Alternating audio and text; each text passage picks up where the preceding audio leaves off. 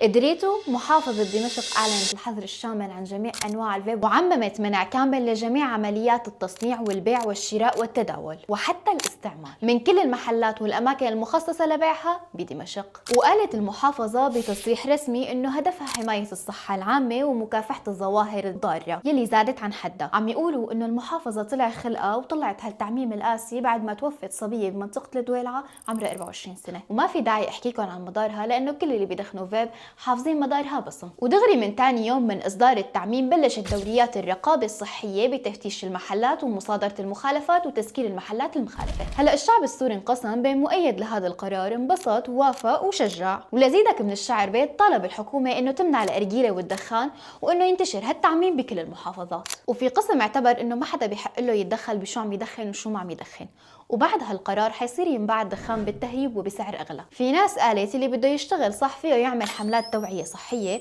ويحصر أماكن بيعها ويرفع ضريبتها ويزيد سعرها، وهيك بخف انتشارها. مدخني الفيب، المحافظة أدرى بمصلحتكم ولا شو رأيكم؟